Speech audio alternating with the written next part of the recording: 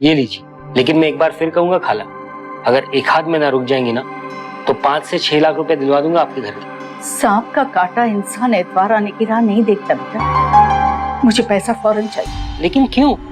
ऐसी क्या जरूरत आन पड़ेगी कि इस उम्र में आपको अपना घर बेचने की जरूरत पड़ती? इस शहर में घर बड़ी मुश्किल से मिलता है। घर उसमें रहने वाले लोगों से होता है, घर अपनों से होता है, अपने घर से नहीं।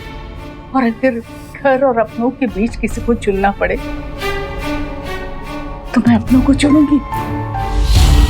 65 वर्षीय शबाना आखिर हालात के ऐसे कौन से मोड़ पर खड़ी थी कि उन्हें घर और परिवार में से किसी एक को चुनना पड़ रहा था? ऐसी कौन सी मुसीबत टूट पड़ी थी कि औने पौने दामों में अपना घर बेचना पड़ा, वो घर जो उन्होंने तिनका तिनका करके बनाया था।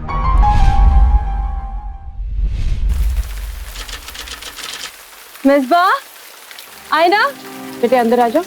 बारिश में मत खेल। वक्त वक्त की बात है, मैंने तुमसे कहा था ना जिया, ऊपर वाला जरूर मेहर करेगा। शौकत मियाँ गए थे इस दुनिया से तो हम बहुत परेशान थे। तेरा क्या होगा, बच्चों का क्या होगा? आज बिस्मिल्लाह 14 साल का हो गया है, यतीम बच्चे पल गए। अल्लाह के साथ साथ मेहर तो आपकी भी है अम्मी। आप नहीं होती तो कुछ नहीं होता। खुदा तो आप हो मेरे लिए अम्मी। बेटा, शबाना की बेटी जिया का पति सड़क हादसे में गुजर गया था। ऐसे में शबाना के लिए ये एक चुनौती थी और इस चुनौती ने 62 साल की शबाना को जीने का नया मकसद दे दिया। अपनी बेटी और नातियों की सरपरस्ती का मकसद। वो लगभग हर दूसरे दिन अपनी बेटी से मिलने आती रही, उसे सलाह देती रही, बच्चों पर कड़ी निगाह रखती रही कि कहीं पिता के अभाव में बच्चे हाथ से ना निकल जाएं। उसने जिया के बड़े बेटे बिस्मिल्लाह को मैकेनिक का काम सिखाने के लिए अपने घर पर भी रख लिया, पर वो नहीं जानती थी कि बहुत जल्द उसकी जिंदगी में खलबली मचने वाली थी। देखो, यही खोली। देखो मियाँ, इतने कम किराए में तो शेयरिंग में भी खोली नहीं मिलता यहाँ पे। पर पता नहीं क्यों शहबाज मियाँ को तुम पे तरस आ गया और इतने कम किराए में यहाँ रहने के लिए कह दिया। आप रहो यहाँ पे, पर हाँ एक बात हमेशा ध्यान रखना, जरा तमीज से रहना यहाँ पे, क्योंकि यहाँ शरीफ लोग रहते हैं। जी, मुझसे शिकायत का कोई मौका नहीं मिलेगा। घर देख ले। हाँ चलो। मियाँ घर तो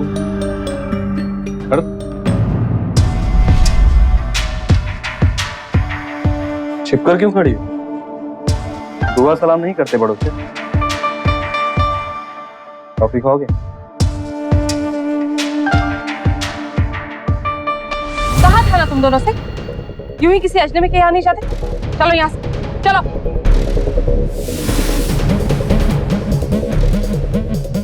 मियाँ, कुछ गलत कह दिया मैंने? ये ऐसा क्यों बर्ताव कर रही? नहीं, तुमने कुछ गलत नहीं कहा। बेचारी बेवा है, किस्मत की मारी, इसलिए कभी कभी ऐसा बर्ताव करती है। पर ऐसा क्यों मियाँ? वो क्या है कि हरी जवानी में उसका सोहर चलता था। वो तो खुदा का शुक्र है कि 10-12 लाख की कुली छोड़ गया, वरना इस शहर में कहाँ गुजारा होता बेचारी का।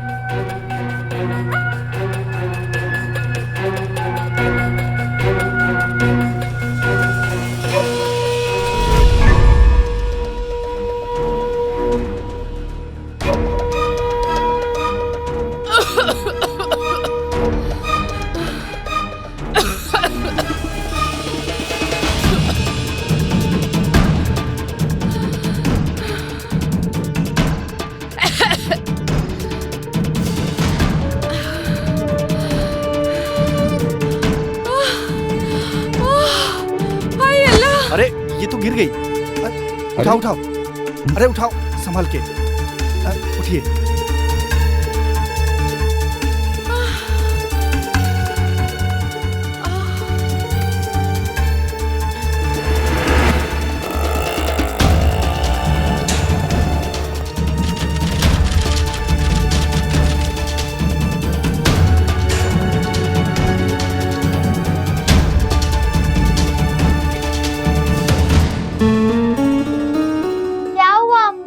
कुछ नहीं बेटा, आपकी अम्मी को चक्कर आ गया, ठीक हो जाएंगे वो। मुझे जाना होगा, मेरे शिफ्ट का टाइम है। आप आप लोग जरा इन्हें संभालिएगा। बेटा पकड़ो।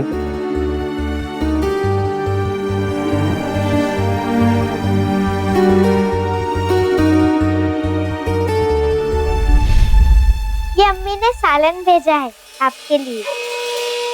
पर बेटा आपकी अम्मी को आप लोगों का अनजान लोगों से बात करना पसंद नहीं, तो फिर? या अल्लाह, उस दिन वाली बात को अब तक दिल से लगा कर रखे हैं आप। क्या करूं, अकेली औरत हूं, देखभाल कर चलना पड़ता है। अब चेहरों पर ये तो नहीं लिखा होता कि कौन शरीफ इंसान है और कौन। मेरे चेहरे पर लिखा है। आप एक काम कीजिए, इस सालन को ले जाइए। अब देखिए, मैं ठहरा एक ऑटो ड्राइवर, कहीं मुझे इसकी आदत लग गई तो मुश्किल हो जाएगी मुझे। कोई मुश्किल नहीं होगी। मेरे यहाँ जहाँ 3 जन का खाना बनता है, वहाँ 4 का बनेगा। आपके लिए सालन अब से हमारे यहाँ से आएगा, आप इसे ले लीजिए।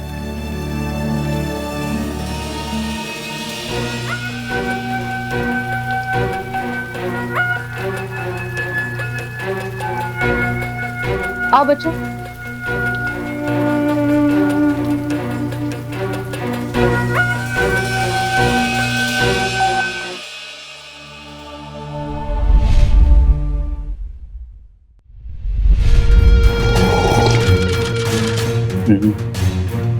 जी मजा आ गया। 3 साल से ज्यादा हो गए घर छोड़े, तब से सिर्फ और सिर्फ तपरी की चाय का सहारा है। और तपरी की चाय तो आपको पता है जी, आज बहुत दिनों के बाद घर की चाय मिली। रोज पी लिया कीजिए। जितनी भी सहूलियत मत दीजिए, कहीं ऐसा ना हो कि इस घर को अपना ही घर समझ बैठे। आप ही का घर। वैसे आपने बताया नहीं अभी तक, आपके घर कौन कौन है?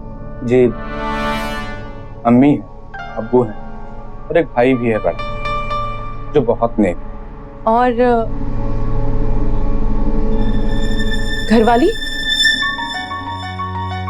आप जैसी अभी तक कोई नेक मिली नहीं। कैसी बात कर रहे हैं? यहाँ मुंबई में कैसे आना हुआ? गांव में एकड़ों में फैली पुश्तैनी जमीन है हमारी। घर वाले चाहते थे कि खेती करूं, पर मैं चाहता था कि मुंबई में आकर कुछ बन जाऊं पहले। देखिए ना, बना भी तो क्या, एक ऑटो ड्राइवर। तो क्या हुआ? ऑटो ड्राइवर भी तो इंसान ही होते हैं।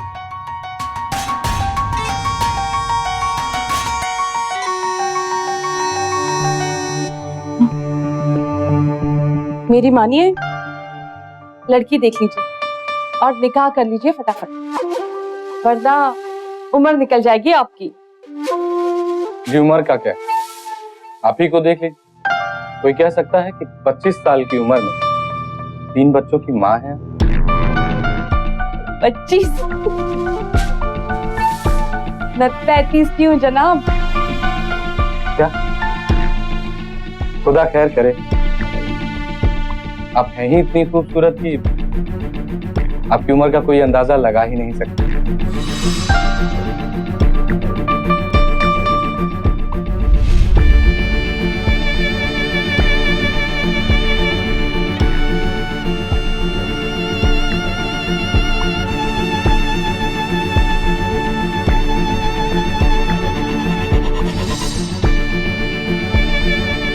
मिसबा, आयना, नानी, नानी, नानी। मेरी बच्चियां कैसी है? ठीक है।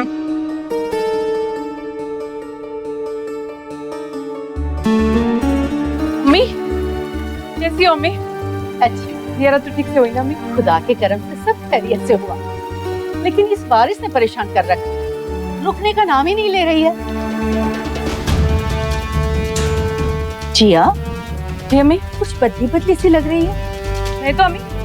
नहीं, कुछ तो बताओ। हाय अल्लाह, ये काजल नाली क्यों लगा रखी है? इरफान अंकल आए थे अम्मी के लिए।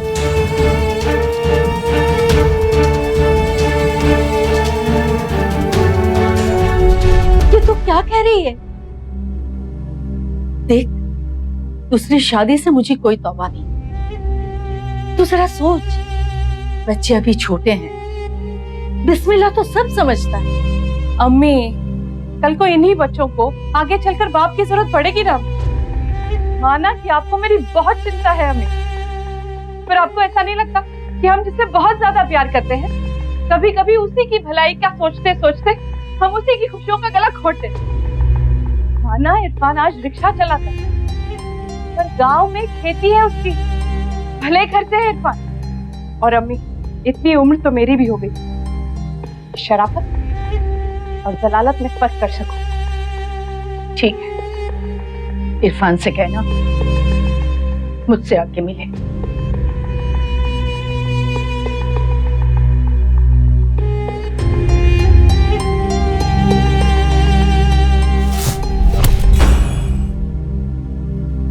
तो मियाँ, क्या है आपके मन में? जी, हम आपकी बेटी से निकाह करना चाहते हैं। आप जानते हैं ना, वो 3 बच्चों की माँ है। मालूम है हमें, लेकिन इनकी जिम्मेदारी उठाने में मुझे कोई परहेज नहीं। इतनी आमदनी में गुजारा हो जाएगा?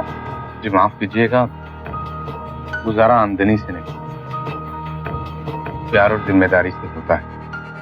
मेरी एक बड़ी बहन जो बालपन में ही बेवा हो, उसके दुख और तकलीफ देखे हैं मैं।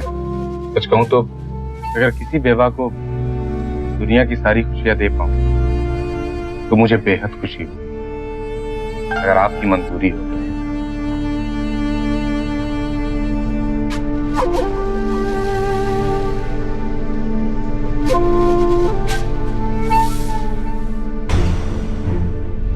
नहीं,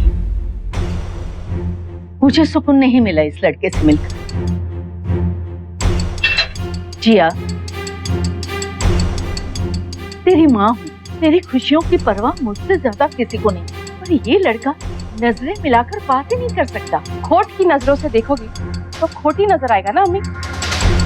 अगर वो आपसे नजरें मिलाकर बात करता तो आप कहती बदतमीज है, बड़ों की शर्म नहीं। अम्मी, मैं इरफान से निकाह करना चाहती हूँ, बस। ठीक है, अगर इसी में तेरी खुशी है तो मुझे कोई गिला नहीं। नहीं, मेरी अम्मी दूसरी शादी नहीं करेगी। बिस्मिल्लाह।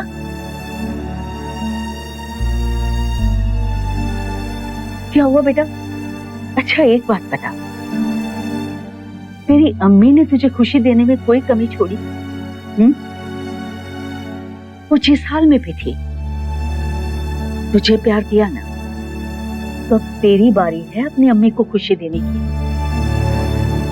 देख बेटा, तू बड़ा हो गया है, पर आयना और मिसबाह अभी छोटे हैं, उन्हें बाप की जरूरत है।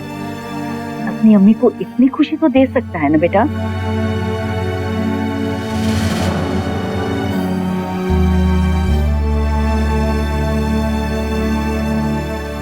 आखिरकार बेटी की जिद और उसके भविष्य की खातिर शबाना को झुकना पड़ा। निकाह हुआ, साल भर तक सब ठीक चलता रहा। जिया की सेहत भी सुधरने लगी और बच्चे भी इरफान की तारीफ करते थे। शबाना अब आश्वस्त हो गई थी, लेकिन फिर एक दिन कुछ ऐसा हुआ कि शबाना के मन में दबा शक फिर से जाग उठा। चल, चल। हाँ मेरी जा। तो चल ना। ले 10 की डाल आ गई। इरफान, हाँ, भाभी की अम्मी आ रही है। पहले नहीं बता सकता।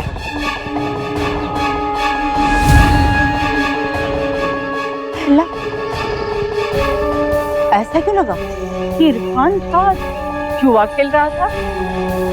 खुदा करम करे, ये मेरा वहम। ये बुढ़िया पीछे पड़ी है मेरे।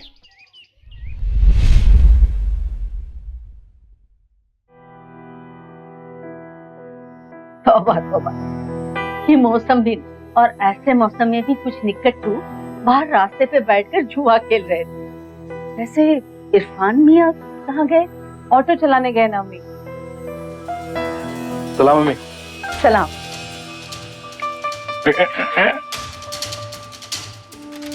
इरफान मियाँ, जी मैं। आप बुरा ना माने, पर मुझे ऐसा क्यों लगा कि आप बाहर रास्ते पे जुआ खेल रहे थे? क्या अम्मी? अम्मी आप भी ना कैसी बात होती है, जिसके पास इतनी प्यारी बीवी हो, इतने प्यारे प्यारे बच्चे हैं, भला उसके पास फुर्सत भी होगी ये सब फालतू के काम करने में? खुदा करे आप कभी ऐसी सोबत में ना पड़े। शबाना की निगाहों में आते आते बच गया इरफान, लेकिन उसकी हरकतें उसका झूठ साफ बता रहे थे कि वो खुद को जितना शरीफ दिखाने की कोशिश कर रहा था उतना था नहीं। पर आखिर बात क्या थी? कहीं जिया से शादी करने के पीछे उसका कोई और मकसद तो नहीं था? सलाम मम्मी। सलाम बेटा, अच्छा हुआ तो आ गई। मैं तुझसे ही मिलने आने को सोच रही थी। वैसे बच्चों को साथ नहीं लाई? नहीं अम्मी, मैं जल्दी जल्दी में आई हूँ। क्या बात है जिया, कुछ परेशान लग रही है? अम्मी हम कानपुर जाते हैं। कानपुर? अचानक? इनका ऑटो जब्त हो गया अम्मी, अब हम वही काम करेंगे। खुदा खैर कर। अरे इस शहर में काम धंधों की कोई कमी है क्या? हजारों नौकरियां मिलेंगी। नहीं अम्मी, इनका मन है कि खुद का कुछ धंधा करे। मेरा मन नहीं मानता। वैसे भी इरफान पर मुझे कई शक है। बहन की कोई दवा नहीं अम्मी, न जाने आप बार बार वही सुर क्यों पकड़ लेती है। वो मेरे खाबिंद है अम्मी, वो जहाँ जाएंगे मुझे जाना ही होगा। मैं बस आपसे ये कहना आई हूँ अम्मी कि बिस्मिल्लाह का ख्याल रखना। वो हमारे साथ नहीं जाना चाहता, उसका दिल सिर्फ आप ही के साथ लगता है। मैं आपको फोन करती रहूंगी। तो गुस्सा हो गई बेटा? तो गुस्से वाली तो बात है ना अम्मी, अब हमेशा हमेशा उस पर शक करती है। ठीक है, अब नहीं करूंगी। वैसे भी तू समझदार है, कुछ सोच समझ कर ही हाँ बोला होगा। आती हो, खुदा हाफिज। जिया, बच्चे जब बड़े हो जाते हैं तो उन्हें लगता है अपने सारे फैसले वो खुद ही लें। हर बात में माता पिता की दखलंदाजी से उन्हें चिढ़ होती है, लेकिन वो भूल जाते हैं कि माता पिता जो कुछ भी कहते हैं बच्चों की भलाई के लिए ही कहते हैं। शबाना को आभास हो गया था कि इरफान ठीक आदमी नहीं है, लेकिन जिया ये बात समझ नहीं पाई और शबाना की मर्जी के खिलाफ इरफान के साथ कानपुर चली गई। कानपुर जाने के बाद 1-1.5 महीने तक शबाना की जिया से फोन पर लगातार बात होती रही, लेकिन उसके बाद अचानक जिया का फोन हमेशा स्विच ऑफ आने लगा।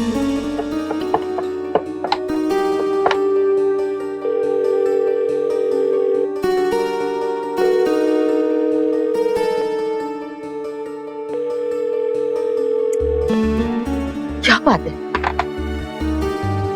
ये जिया फोन क्यों नहीं उठा रही? आखिर माजरा क्या? इरफान मियां का नंबर कोशिश करती हूँ।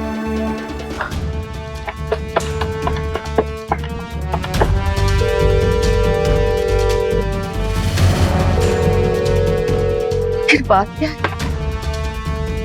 दोनों फोन नहीं उठा रहे। ये कोई अनहोनी तो नहीं हो गई? फिर मैं क्या करूं? कहाँ जाऊं? साहब 20 दिन हो गए। पहले तो जिया फोन करती थी, लेकिन अब दोनों के फोन बंद आ रहे हैं। जिया ऐसी नहीं है कि मुझे भूल जाए। अगर फोन खराब होता तो बाहर जाकर एसटीडी से फोन करती। पराया शहर है, मुझे डर लग रहा है कहीं कुछ गड़बड़ ना हो। आपकी बेटी और दामाद कानपुर में जहाँ रहते हैं, वहाँ का कोई एड्रेस है आपके पास? हाँ, जिया डायरी में लिख के गई थी। ठीक, सब ठीक हो जाएगा।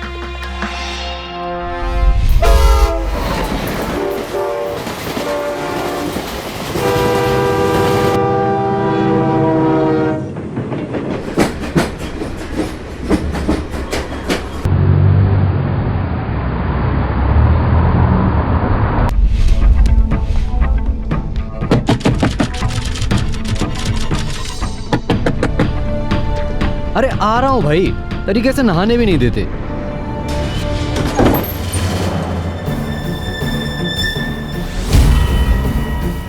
कहिए क्या काम है? ये है आपके दामाद? नहीं, ये कोई और है। मेरे दामाद नहीं है। एड्रेस तो यही है। आप यहाँ कब से हैं? बस ये 5 दिन पहले यहाँ शिफ्ट हुआ हूँ। आपके पहले यहाँ एक फैमिली रहती थी, क्या आप उन्हें जानते हैं? ना जी, मुझे तो ना मालूम। हाँ, मकान मालिक को मालूम होगा। वो यहीं पास में ही रहते हैं। नवीन मार्केट, दूसरी गली, पहला मकान। ठीक है, चलिए।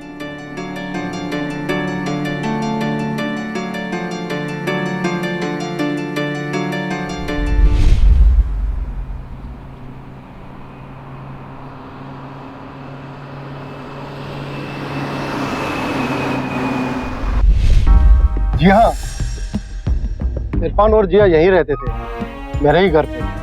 लेकिन करीब 20 दिन हो गए वो लोग यहाँ से चले गए। कहाँ गए? उन्होंने तो बताया नहीं और मैंने भी पूछा नहीं। शायद वहीं गए होंगे जहाँ से आए होंगे। दोनों मियाँ बीवी के बीच कोई झगड़ा? नहीं जी, वो तो बड़े खुश मिजाज लोग थे और फिर जितने दिन भी यहाँ पे रहे बहुत खुश रहे। हाँ, इतना सुनने में आया था इरफान का काम कुछ चला नहीं, वो अपना पूरा परिवार लेकर वापस चला। इंस्पेक्टर साहब, अगर वो लोग वापस आ गए तो जिया मुझसे मिलने क्यों नहीं आई? अरे फोन भी तो नहीं किया।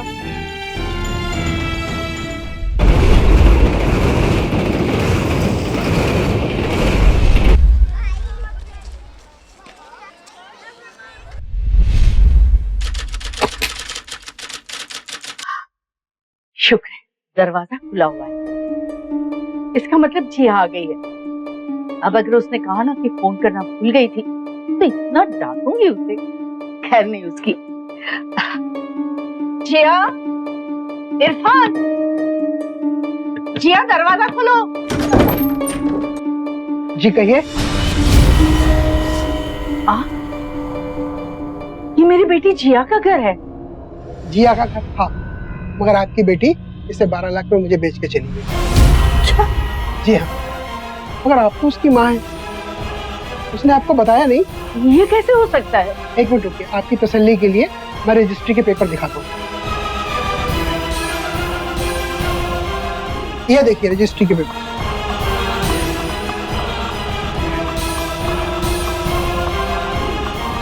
जी शुक्रिया। जी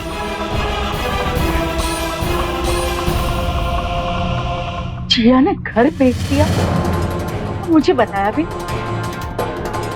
ये क्या हो रहा है? जिया यहाँ नहीं है, उसने घर बेच दिया, वो कानपुर में भी नहीं है।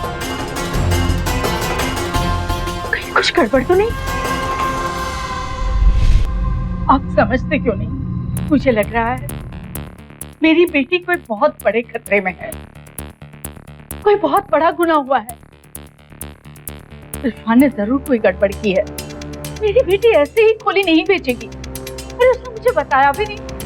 जरूर उसके साथ कोई धोखा हुआ है। लेकिन खोली जिया की थी, उसने अपनी मर्जी से बेची और रजिस्ट्रार के सामने उसने खुद साइन किए थे। ऐसे में भला हम क्या कर सकते हैं? आपको करना होगा साहब। मेरी बेटी गायब है और अगर कोई गड़बड़ नहीं तो इतने दिनों से दोनों का फोन बंद क्यों है? ये दोनों है कहाँ? देखिए मैडम, वो दोनों कहीं काम की तलाश में गए होंगे। और कानपुर में मकान मालिक ने क्या कहा था, सुना नहीं आपने? दोनों खुश थे, प्यार से रहते थे, तो ऐसे में शक की कोई गुंजाइश ही नहीं है। मैं समझ सकता हूँ कि आप जिया की माँ है इसलिए परेशान है। मैडम मेरी मानिए, आप इत्मीनान से घर जाइए। जैसे वो लोग नए काम में सेट होंगे आपको उनका जरूर फोन आएगा। अब आप घर जाइए। पुलिस शबाना को समझा रही थी, लेकिन एक माँ का दिल मानने को तैयार नहीं। शबाना फिर से कानपुर गई और वहां उस ब्रोकर से मिली जिसने इरफान को मकान दिलवाया था।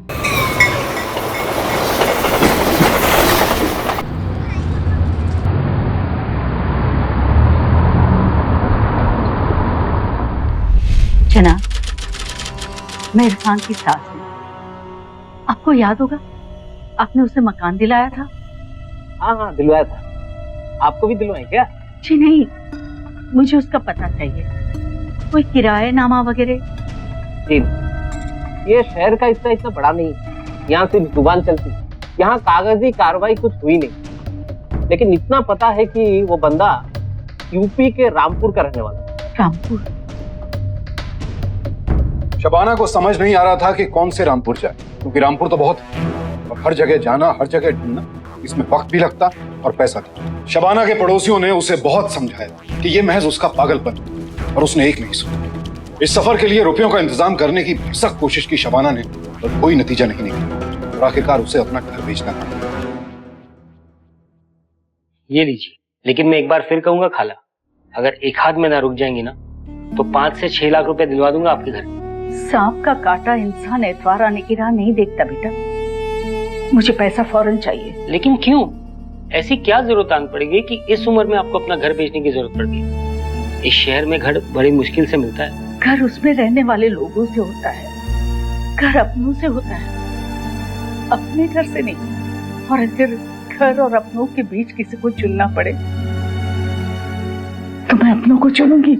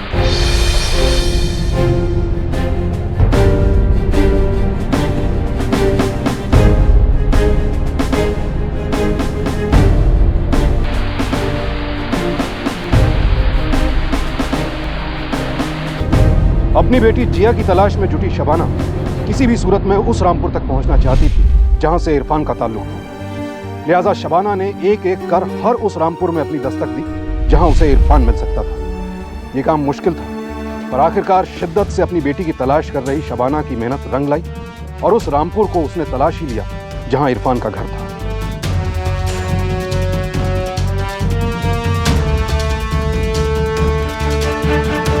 अस्सलाम वालेकुम। वालेकुम सलाम। कहिए। इरफान मियाँ यहाँ रहते हैं? जी हाँ। आप? मैं इरफान मियाँ की सास हूँ, अपनी बेटी से मिलने आई। माफ कीजिएगा, मैंने आपको पहचाना नहीं, कभी मिले नहीं ना, इसलिए। भाभी जान, आपकी अम्मी आई है आपसे मिलने, अभी आई। जी आ रही।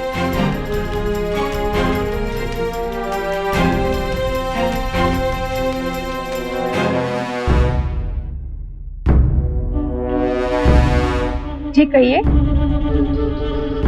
माफ कीजिएगा, मैं इरफान मियाँ की सास हूँ, मेरी बेटी जिया को बुला देंगी? जिया? यहाँ? मगर यहाँ तो कोई जिया नहीं रहती। मैं इरफान की बीवी हूँ, साहिता, और ये हमारा घर है। लगता है आप गलत पते पर आ गई। ये कैसे हो सकता है? ये देखिए, पता तो यही है। जी पता तो सही है, मगर शायद आपको कोई गलत फहमी हो गई है। ये कैसे हो सकता है? ये देखिए, यही तो पता है। आप गलत पते पर ही आई हैं। ये हमारा घर है। आपके पास उनकी फोटो है? आप मानती क्यों नहीं है? हमने आपसे कहा ना कि इरफान हमारे शौहर हैं और ये हमारा घर है। जी हाँ बेटा, पर मेरी तसल्ली के लिए मुझे दिखा देंगे उनकी फोटो? ठीक है, आप ठहरिए, हम मंगवाते हैं। सलमान, जरा अपने अब्बू की फोटो लेकर आना। जी अम्मी, अभी लाए।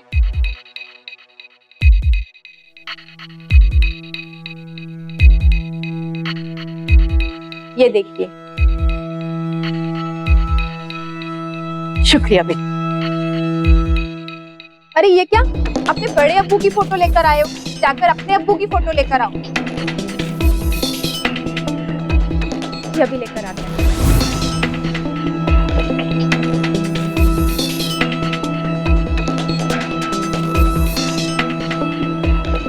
जी ये लीजिए।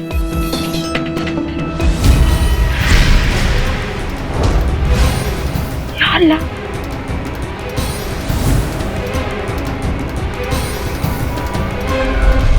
देखिए मैडम, मुझे आपसे हमदर्दी है। हमने पूछताछ करवा लिया है ऑलरेडी। इरफान पिछले 8 महीनों से घर पे नहीं लौटा। तो उसके खिलाफ रिपोर्ट लिखिए। माफ कीजिए मैडम, ये केस आपके शहर का है, इसीलिए रिपोर्ट भी आपको वहीं पर लिखवानी पड़ेगी। हम लोग बाद में उनकी रिक्वेस्ट के बाद पूछताछ कर सकते हैं।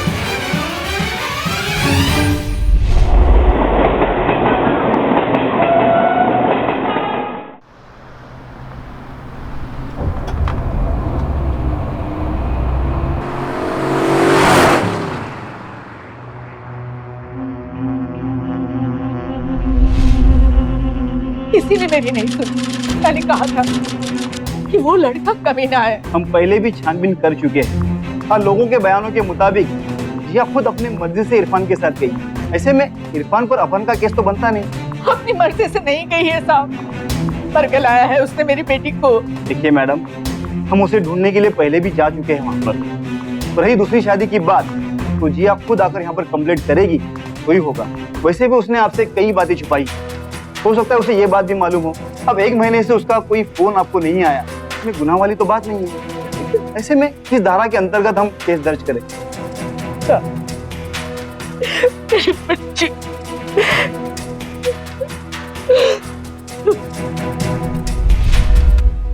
अरे अम्मा तुम फिर आ गई। बोला ना साहब बिजी है, नहीं मिल सकते। बहुत जरूरी है बेटा, बच्ची गायब है और तालुका के स्टेशन में रपट नहीं लिखी जा रही है। वो मेरे को नहीं मालूम, साहब अभी बिजी है, नहीं मिल सकते।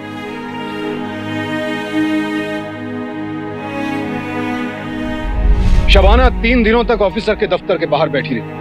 आखिरकार ऑफिसर ने उन्हें देखा और उनसे बात की। शबाना ने रोते रोते पूरा किस्सा बयान किया और अपनी बेटी को ढूंढने की फरियाद की। क्या ये सब, क्या रीजन है इन बातों का? सर ऐसी कोई बात नहीं है। दरअसल वो औरत दिमागी तौर पर कमजोर है सर। हम पहले भी तफ्तीश के लिए कानपुर जा चुके हैं। अब सब ठीक है सर, खामखा वो टेंशन ले रही। Shut up. आप यहाँ बैठे बैठे बिना तफ्तीश के बता सकते हैं कि सब ठीक है? अगर वो औरत पागल है तब भी हमारा काम बनता है तफ्तीश करना। हम इस केस को फिर से इन्वेस्टिगेट कर रहे हैं। ठीक है सर। ये पेमेंट आपने चेक से किया? जी सर। मालूम करो ये चेक किस बैंक के किस अकाउंट में डिपॉजिट हुआ। Yes sir. और इस अकाउंट की पूरी डिटेल जल्द से जल्द मुझे चाहिए। Okay sir. वो चेक जियाउल्ला खान और इरफान खान के जॉइंट अकाउंट में जमा हुआ था, क्लियर भी हुआ है। अब उस अकाउंट में कुछ भी बैलेंस नहीं है, सारा पैसा निकाल दिया गया। नहीं साहब, कहीं कुछ गड़बड़ जरूर है। मेरी जिया एक साथ 12 लाख रुपए खर्च नहीं कर सकती। इस इरफान की जन्म पत्री निकालो, पहले कहाँ काम करता था और अब कहाँ। Okay sir.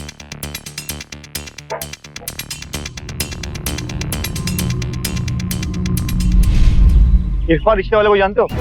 हाँ सर, आखिरी बार कब बात हुई? सर 3 महीने पहले। उसके बाद ना उसका कोई फोन आया ना मैसेज। ठीक है चलो। सुनो, इरफान को जानते हो? जी सर। उसकी कोई खबर है? 7 दिन पहले उसने कुछ मैसेज भेजे थे। चिटकुले? चिटकुला भेजा था। मोबाइल नंबर तो होगा तुम्हारे पास? जी सर। बताओ। ये लिखिए सर, 982055। ठीक है चलो। जी सर। इरफान के मोबाइल को ट्रेस किया गया तो पता चला उस वक्त उसकी लोकेशन दिल्ली में थी। फौरन दिल्ली पुलिस को सूचना दी गई और इरफान को गिरफ्तार कर लिया गया। लेकिन यहाँ आकर इरफान ने कुछ और ही कहानी बयान की। मेरी कोई गलती नहीं साहब, बल्कि मैं तो जिया से बहुत प्यार करता था। अब जिया कहाँ है? अब जिया मुझे नहीं मालूम सर। तो किसे पता है? हमारी बीवी है वो। ये साहब मेरी कोई गलती ही नहीं है। मैंने बस एक गलती की, शादी के पहले उससे ये नहीं बताया कि मैं पहले से ही शादीशुदा हूँ। तब उसको किसी और से पता चला और जब पता चला तो बिफर गई। मुंबई से शबाना बानो को बुलाया, बैंक से सारे पैसे निकलवाए और मुझसे बोली कि मुंबई पहुंचकर मैं तलाकनामा भेज दूंगी। बस इसके बाद से वो कहाँ है मुझे नहीं पता। सर इरफान सही कह रहा है। बैंक रिकॉर्ड से पता चला है कि जिया ने खुद अपने अकाउंट से पैसे निकाले थे और अगले ही दिन मुंबई के लिए अपना और अपने बच्चों का टिकट करवाया था। अब तो आपको भरोसा हो गया ना सर। दरअसल एक बात बताऊं, सारे फसाद की जड़ वो बुढ़िया है। उसके शकल पर मत जाइएगा। हाँ 420 औरत है, मेरे तो शुरू से ही खिलाफ थी। उसे पता था साहब कि अगर मेरा निकाह हो गया तो खोली मेरे नाम हो जाएगी। उसे कुछ नहीं मिले। लालच में आप होकर मेरे पीछे पड़े। तब देखिए तब पुलिस के खिलाफ मेरे कंप्लेंट। मैं ठहरा एक मजदूर है, कोर्ट कचहरी पुलिस थाना करूं कि कमाऊं मैं, परेशान करके रख दी। सब उसने किया सब। बड़ी दुविधा थी पुलिस के सामने। समझ नहीं आ रहा था जिया के साथ क्या हुआ, किसने किया। आखिरकार आला अफसरों ने केस की तफ्तीश नए सिरे से शुरू की। सर कहीं ऐसा तो नहीं कि शबाना झूठ बोल रही हो, जिया का पैसा हड़पने के लिए उसे गायब कर दिया हो और इरफान को फंसा रही हो? नहीं, अगर शबाना को पैसों का इतना ही लालच था तो अपनी बेटी को ढूंढने के लिए अपनी खोली इतने सस्ते दामों में बेचकर क्यों गई? दूसरा, इरफान ने इतने दिनों में अपनी बीवी को वापस लाने के लिए इनसे एक बार भी कांटेक्ट करने की कोशिश क्यों नहीं की? सर मुझे लगता है इनके बैंक का रिकॉर्ड फिर एक बार चेक करना पड़ेगा। यस, एक बार बैंक से मालूम करो कि जिया ने आखिरी बार एक साथ कितने पैसे निकलवाए। Okay sir. Okay sir, confirm है सर, सीसीटीवी फुटेज में जिया खुद अकेली बैंक में गई थी और उसने अकाउंट से 5 लाख रुपए भी निकलवाए। एक मिनट, जिया के अकाउंट में 12 लाख रुपए थे? Yes sir. गुड। इरफान कहाँ है? तुम क्लीन हो इरफान। लेकिन सवाल एक ही है, अगर जिया यहाँ नहीं आई तो फिर कहीं का? तुम्हें पूरा शक है कि ये सब शबाना ने किया? जी साहब, माँ और बेटी को मैंने दोनों को बात करते हुए सुना। बताइए साहब, कोई माँ अपनी बेटी की जिंदगी ऐसे बर्बाद कर दे? इसने की साहब, जिया को मैंने खुद 12 लाख रुपए एक साथ गिनते हुए देखा था। पूरे 12 लाख रुपए। ओके इरफान, ठीक है, तुम जा सकते हो। सलाम साहब।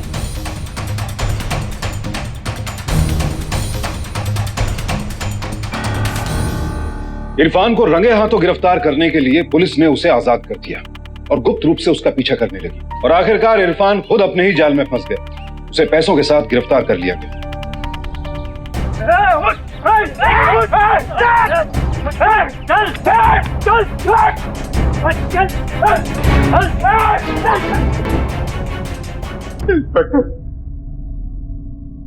जिया को तो मैंने पहले ही फंसा दिया, लेकिन ये बुढ़िया को मुझ पर शक था।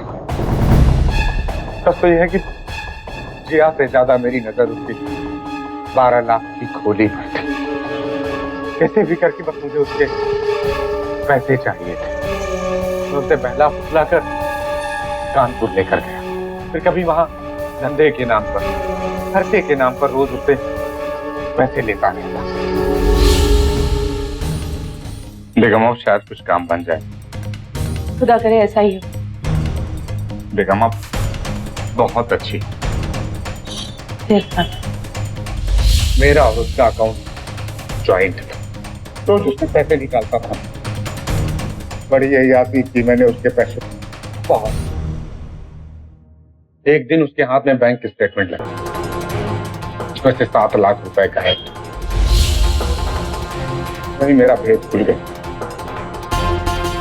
उसने मुझसे बहुत झगड़ा किया, बहुत लड़ाई की और उसने फैसला किया कि अब वो वापस मुंबई चली जाएगी। बैंक से सारे पैसे निकलवा और मुंबई जाने को तय किया। मम्मी हम कहाँ जा रहे हैं? हम वापस अपने घर जाएंगे बेटा, नानी अम्मी के यहाँ। बेगम हम आपसे बेहद मोहब्बत करते हैं। या खुदा, इतना झूठ! तुम्हें सिर्फ मेरे पैसे से प्यार था। मेरी अम्मी ठीक कहती थी, तुम कभी शरीफ थे ही नहीं। बेगम माना कि मैंने गलती की है, बहुत बड़ी गलती, इतनी बड़ी गलती की है कि मुझे माफ नहीं किया जा सकता। और बेगम आप तो सही हो, आप तो शरीफ होना कि अपने शौहर को इतना भी मौका नहीं दोगी कि चल कि मैं आपको स्टेशन छोड़ दूं। प्लीज जी आप बाहर अकेले जाते लोग देखेंगे तो क्या सोचेंगे? क्या फर्क पड़ता है अब इरफान? प्लीज मेरे लिए, प्लीज। ठीक है। फिर मैं जिया और बच्चों को लेकर स्टेशन के लिए निकल पड़ा। जानबूझकर मैं उन्हें सुनसान सड़क से ले गया।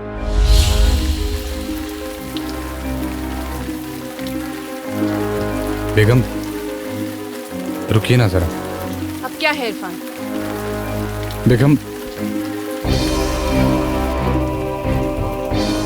बेगम माफ कर दो ना। इरफान क्या कह रहे हो?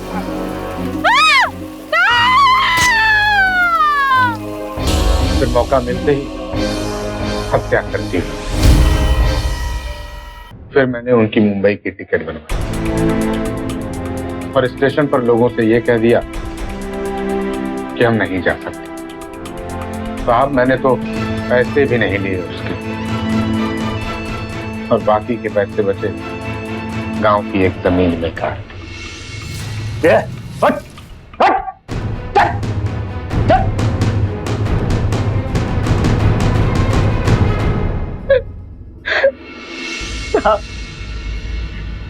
ये अकेला गुनहगार नहीं है, मेरी बेटी और उसके बच्चों की मैं भी गुनहगार हूँ साहब, मैं भी गुनहगार हूँ। अपनी खोली बेच के तो तहकीकात मैंने आज की, जिया के निकाह से पहले करती तो आज मेरे बच्चे मेरे पास होते साहब, वो जिंदा होते साहब। बच्चे के प्यार में अंधे होकर मैंने निकाह के लिए हाँ कर, और उसकी सजा मेरे बच्चों ने भुगती। मेरे